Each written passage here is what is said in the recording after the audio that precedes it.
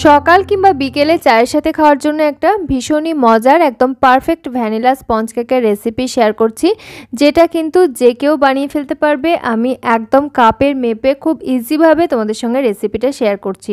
দেখছো simple cuisine Bangla, আমি আলেয়া। আমার চ্যানেল সিম্পল কুইজিন বাংলায় তোমাদের সবাইকে অনেক অনেক স্বাগত। রেসিপিটি শুরু করা যাক। কেক তৈরির জন্য প্রথমে আমি কেকের মোল্ডটাকে রেডি করে নিচ্ছি। এখানে আমি একটা স্কোয়ার শেপের অ্যালুমিনিয়াম মোল্ড নিয়েছি, আর তার মধ্যে 3-4 ফোঁটার মতো রিফাইন্ড অয়েল নিয়ে নিলাম। ব্রাশের সাহায্যে খুব ভালো করে মোল্ডের চারিদিকে কোনায় কোনায় তেলটা ব্রাশ করে নিচ্ছি। তোমরা যে কোনো শেপের কেক মোল্ড নিতে পারো, অথবা হাতের কাছে যদি কেক মোল্ড না থাকে সেক্ষেত্রে যে কোনো শেপের মেটালের টিফিন বক্স কিন্তু ব্যবহার করতে পারো। তারপরে 1 চামচ ময়দা নিয়ে আমি খুব ভালো করে এর প্রত্যেকটা ওয়ালে এবং কোনায় কোনায় ময়দাটা স্প্রেড করে নিচ্ছি। একদম খুব ভালো করে ময়দার একটা কোটিং তৈরি করে নিলাম। এরকম করে নিলে আর বেকিং শিট বা বেকিং পেপারের কোনো প্রয়োজন পড়বে না। কেকের মোল্ড আমাদের পুরোপুরি রেডি হয়ে গেছে, ওটাকে এখন এক সাইডে রেখে দিলাম।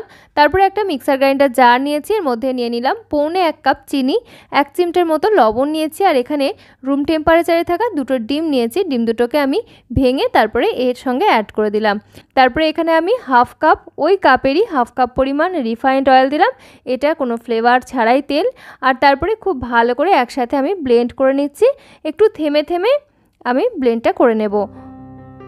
দেখো এরকম একটা মিশ্রণ তৈরি হয়েছে, বেশ একদম ক্রিমি একটা মিশ্রণ তৈরি হয়েছে। মিশ্রণটাকে এখন আমি একদম এক সাইডে রেখে দিচ্ছি। এরপরে ড্রাই উপকরণগুলো আমরা তৈরি করে নেব।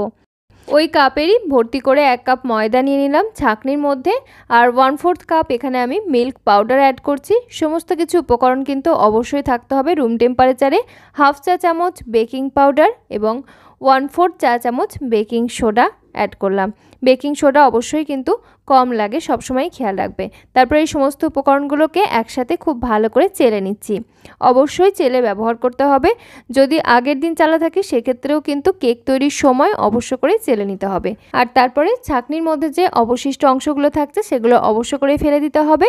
একটা স্পুনের সাহায্যে আবার একবার ড্রাই উপকরণগুলো মিশিয়ে নিলাম, যাতে একে অপরের সঙ্গে খুব ভালোভাবে মিশে যেতে পারে।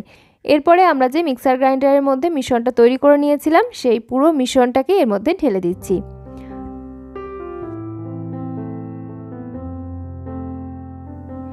এবারে ওই কাপেরই রুম টেম্পারেচারে থাকা 1/4 কাপ জল নিয়েছি, আর ওই জলটা মিক্সার গ্রাইন্ডারের জারটাকে বুলিয়ে রেখে দিচ্ছি। এটা যদি পরে লাগে তাহলে এই জলটা অল্প অল্প করে অ্যাড করব। এরপরে আমি কয়েক ফোঁটা ভ্যানিলা এসেন্স দিয়ে দিচ্ছি ফ্লেভারের জন্য। তোমরা চাইলে এখানে নিজেদের পছন্দ মতো ফ্লেভার এখানে অ্যাড করতে পারো। আর যদি কোনো রকম ফ্লেভার অ্যাড করতে না চাও সেক্ষেত্রে এলাচের গুঁড়ো ব্যবহার করবে হাফ চা চামচের মতো। সমস্ত কিছু একটা স্পুন দিয়ে খুব ভালো করে মিশিয়ে নিচ্ছি। তবে এই সময় একটা জিনিস খেয়াল রাখতে হবে, ওভার মিক্স কিন্তু করা যাবে না। জাস্ট আলতো হাতে সমস্ত কিছু খুব ভালো করে মিশিয়ে নিতে হবে। খুব একটা জোরে বা তাড়াহুড়ো করে মিশিয়ে নেওয়া যাবে না। আর এই সময় দেখো মিশ্রণের ঘনত্বটা কিন্তু বেশ টাইট মনে হচ্ছে, তাই খুব সামান্য পরিমাণ যে লিকুইডটা তৈরি করে রেখেছিলাম সেটা অ্যাড করে দিচ্ছি। জাস্ট আমি অর্ধেকটা দিলাম, 1/4 কাপ নিয়েছিলাম তার থেকে অর্ধেকটা পরিমাণ দিলাম এবং মিশিয়ে নিচ্ছি।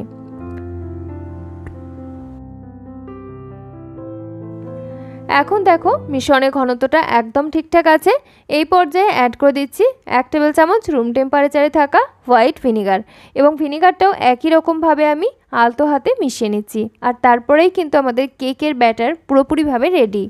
পারফেক্ট কেক তৈরির জন্য শেষ পর্যন্ত ঘনত্বটা কিন্তু ঠিক এরকম হবে। এবারে আমরা যে কেক মোল্ডটাকে রেডি করে রেখেছিলাম সেই কেক মোল্ডের মধ্যে পুরো ব্যাটারটাকেই একদম ঢেলে নিচ্ছি। আর ব্যাটারটা ঢালার সময় দেখবে ঠিক এইভাবেই লেয়ার বাই লেয়ার পড়বে, তাহলেই বুঝবে তোমার কেক কিন্তু পারফেক্টলি রেডি হবে। পুরো ব্যাটারটা কেক মোল্ডের মধ্যে ঢেলে নেওয়ার পর একটা স্টিক দিয়ে এভাবে করে চারিদিকে একটু আঁকিবুকি কেটে নেবে, তাহলে কিন্তু কেকটা খুব সুন্দরভাবে ফুলতে পারবে। ভিতরে যদি কোনো এয়ার বাবলস বা ফাঁকা জায়গা থাকে তাহলে সেটা বেরিয়ে আসবে, এবং লাস্টে একটু ট্যাপ ট্যাপ করে নেবে।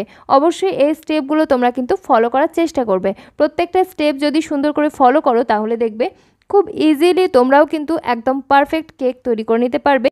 কেক খাওয়ার জন্য বা বাচ্চাদেরকে কেক খাওয়ানোর জন্য বাইরের দোকানের উপর কিন্তু নির্ভর করার প্রয়োজন পড়বে না। তারপরে আমি একটা প্যান এভাবে করে আগের থেকেই প্রিহিট করে বসিয়ে রেখেছিলাম, একটা স্ট্যান্ড দিয়ে রেখেছিলাম, আর তারপরে মোল্ডটাকে বসিয়ে ঢাকনা বন্ধ করে দিলাম। গ্যাসের ফ্লেমটা একদম মিডিয়ামে করে দিচ্ছি 5 মিনিটের জন্য, আর 5 মিনিটের পর ফ্লেমটা লোতে করে দিয়ে 20 মিনিট অপেক্ষা করব। 20 মিনিট পর একবার আমি ঢাকনাটা খুলে চেক করে নেব। যদি দেখা যায় কেকটা কাঁচা রয়েছে তাহলে আমি আরও 5 থেকে 6 মিনিট পর্যন্ত অপেক্ষা করব। তো 20 মিনিট পর আমি এখন হাসলিক স্টিক দিয়ে আমি কেকটা চেক করে নিচ্ছি। এই পর্যায়ে দেখো স্টিকের মধ্যে কিন্তু ব্যাটার কিছুটা করে আটকে গেছে, তার মানে কেকটা এখনও রেডি হয়নি। এজন্য আবারও আমি ঢাকনাটা বন্ধ করে দিলাম আর ফ্লেমটা একই রয়েছে, মানে একদমই লোয়েতে। আর তারপরে 5 মিনিট পর আবার আসলাম আর এই পর্যায়ে আমরা একবার চেক করে নেব। আশা করা যাচ্ছে এই পর্যায়ে কেকটা হয়ে গেছে।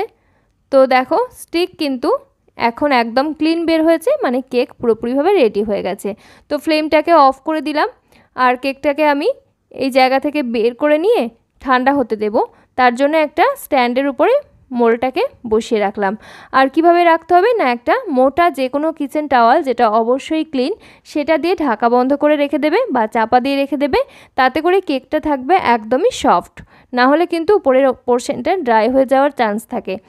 আর যেহেতু আমার কেকটা উপরের দিকটা একদম সাদা রয়েছে তার জন্য আমি একটা তাওয়া ভালো করে গরম করে কেকটা ঠান্ডা হয়ে যাওয়ার পর উপর থেকে চাপিয়ে দিয়েছিলাম, আর তার জন্য মধ্যেখানে এই কালারটা এসছে। এইটা কিন্তু ভিডিওতে আর ক্যাপচার করা হয়নি। তো যাই হোক, আমি তোমাদেরকে বলে দিলাম কেকটা ঠান্ডা হয়ে যাওয়ার পর একটা তাওয়া ভালো করে গরম করে নিয়ে তাওয়ার যে সাইডটাতে রুটি সেঁকা হয় সেই সাইডটা এর উপরে আমি উল্টো করে দিয়েছিলাম, আর তাতে করে এরকম সুন্দর একটা কালার চলে এসছে। এবারে দেখো চারিদিক থেকে নিচের থেকেই কিন্তু কেকটা ছেড়ে আসছে ঠান্ডা হয়ে যাওয়ার পরে। আর তাও আমি একটা চাকুর সাহায্যে এইভাবে জাস্ট একটু করে লাইন করে নিলাম, আর খুব ইজিলি দেখবে কেক কিন্তু মোল্ড ছেড়ে বেরিয়ে আসবে।